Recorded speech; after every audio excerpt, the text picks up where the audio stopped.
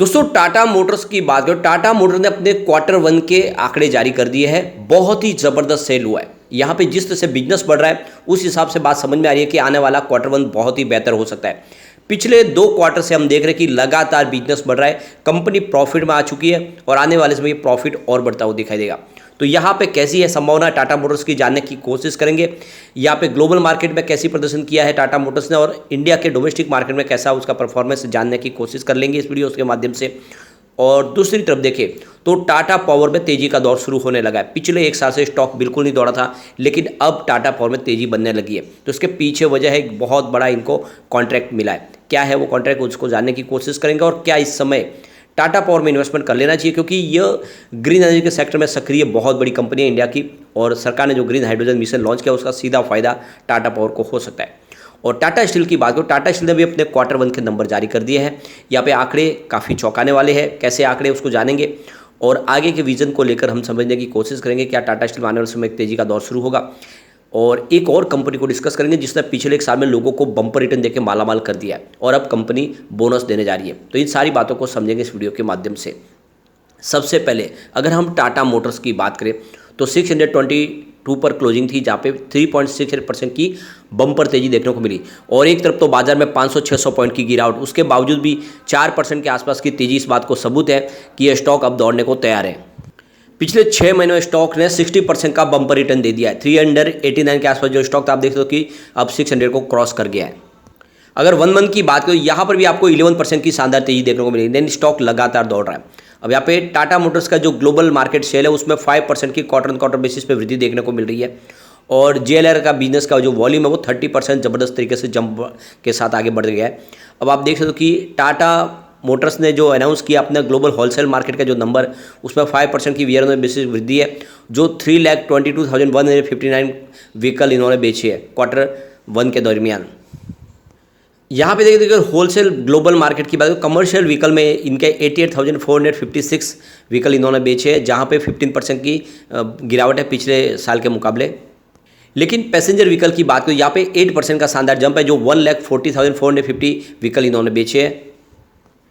Jaguar के wholesale business की बात करें तो 10,324 व्हीकल बेचे, जबकि लैंड रोवर की बात करें यहाँ पे 82,929 व्हीकल इन्होंने बेचे। तो ये जो दोनों लग्जरी ब्रांड है इसमें काफ़ी अच्छा इनको यहाँ पे सेल देखने को मिला है। और आप ये देख सकते हो दोनों का 93,253 यूनिट का टोटल इनका सेल हुआ, जिसमें 30% की ज़बरदस्त जंप देखने को मिली है पिछले साल के मुकाबले।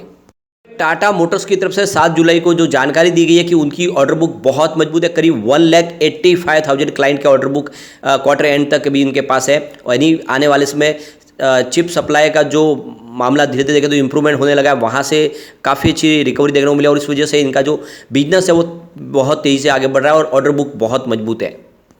फिलहाल कंपनी के कैश फ्लो की बात करें तो जो जेएलआर के बिजनेस का जो है इनका एक ग्लोबल मार्केट में 400 मिलियन पाउंड्स का कैश इनके पास अभी इस समय कैश फ्री फ्लो में दिखाई दे रहा है। फॉरेन ब्रोकरेज फर्म जेफरीज काफ़ी ज़्यादा बुलिश है टाटा मोटर्स को लेकर और इसका बिजनेस काफ़ी अच्छा है, उनके हिसाब से बाइक की रेटिंग है। और आप देख सकते हो कि जिस तरह से उनका एबिटा मार्जिन बढ़ रहा है, बिजनेस तेज़ी से आगे और ग्रो कर रहा है, आने वाले समय इसकी प्राइस भी डेफिनेटली बढ़ेगी।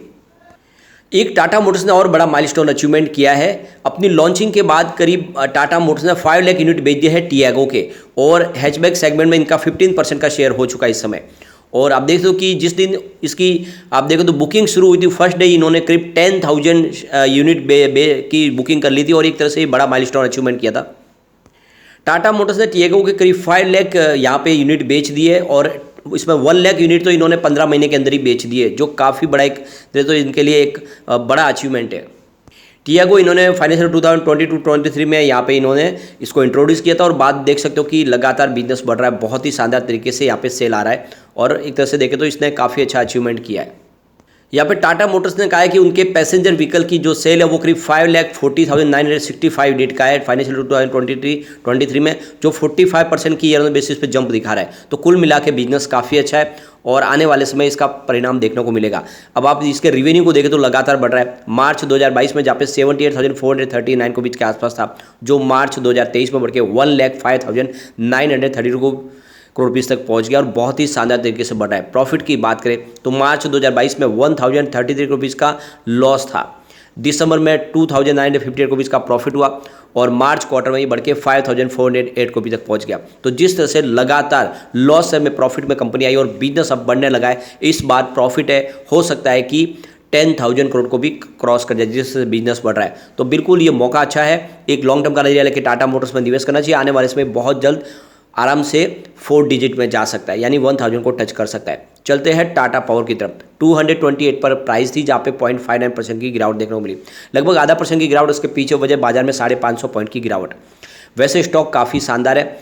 कोरोना काल में ये 28 रुपये के आसपास था, इस समय 228 के आसपास। तो जिसने भी कोरोना काल में निवेश किया होगा उसको तो इस समय मल्टी बैग रिटर्न मिल रहा है टाटा पावर के अंदर। लेकिन पिछले एक साल के हिसाब से भी 3% की तेजी है।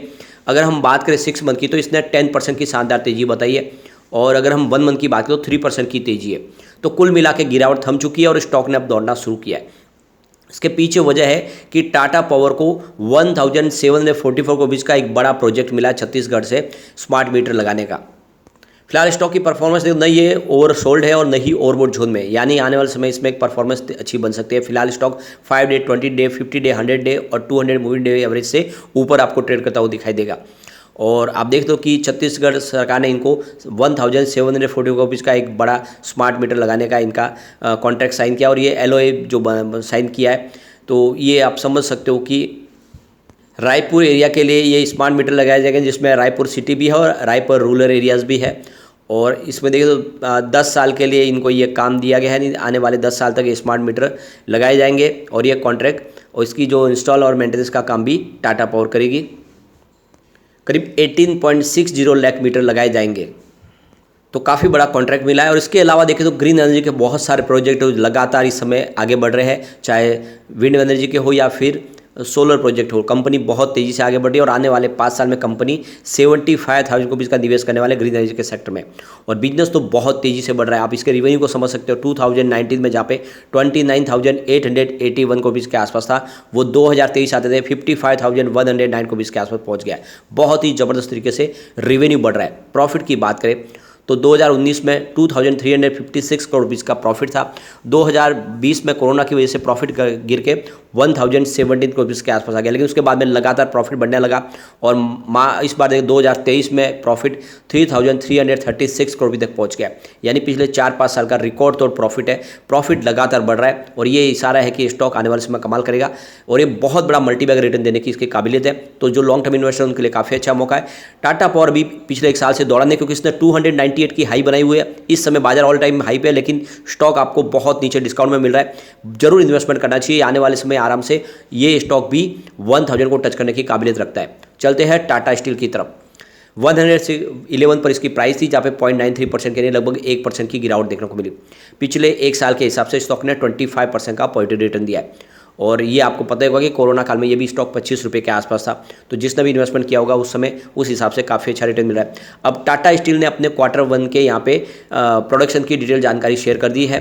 तो यहाँ पे देखते हो इनकी जो क्रूड स्टील की जो प्रोडक्शन है वो 5.01 मिलियन टन्स के आसपास रही है, जिसमें आप देख सकते हो 2% की यहाँ पे ग्रोथ देखने को मिल रही है। और इसके पीछे वजह नीलांचल इस्पात निगम लिमिटेड का जो प्रोडक्शन है वो पूरी क्षमता से शुरू हो चुका है और इसका फायदा भी देखने को मिल रहा है।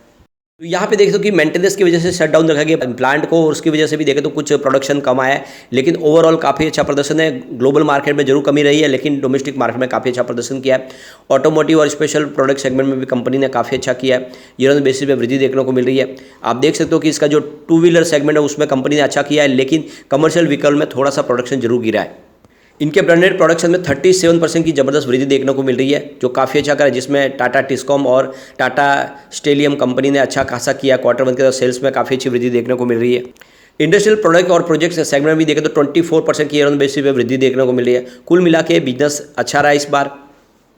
तो इसका असर देखने को मिलेगा रिजल्ट के अंदर। रिजल्ट बेहतर रह सकता है, लेकिन उतना बेहतर रहने की भी उम्मीद भी नहीं है। इसके पीछे वजह कि इन्होंने जो पेंशन फंड का, जो ब्रिटिश पेंशन फंड का जो पैसा था उन्होंने इसमें एडजस्ट कर लिया है, उसको चुका के क्लियर कर लिया, तो उसका भी असर थोड़ा सा देखने को मिलेगा। लेकिन ओवरऑल प्रदर्शन अच्छा रह सकता है। रिवेन्यू की बात करें तो मार्च 2022 में जहाँ पे 69,324 करोड़ के आसपास था, जो दिसंबर में गिर के 57,084 करोड़ तक आ गया था। लेकिन मार्च 2023 में फिर से रिवेन्यू बढ़ के 62,960 करोड़ तक पहुंच गया। तो मार्च काफ़ी अच्छा रहा था और इशारा है कि इस बार उससे बेहतर परिणाम देखने को मिल सकता है। प्रॉफिट की बात करें तो मार्च 2022 में 9,756 करोड़ का जबरदस्त प्रॉफिट था। दिसंबर में 2,224 करोड़ का लॉस हुआ, लेकिन मार्च में फिर से कंपनी ने 1,705 करोड़ का प्रॉफिट कमाया। इस बार प्रॉफिट थोड़ा और बढ़ने की उम्मीद है। चलते हैं उस स्टॉक की तरफ जो हमें बहुत ही शानदार यहाँ पे बोनस देने जा रहे हैं। तो यहाँ पे हम बात कर रहे हैं रेमेडियम लाइफ केयर लिमिटेड की। 4,209 पर स्टॉक है, जहाँ पे 1.68% की गिरावट देखने को मिली।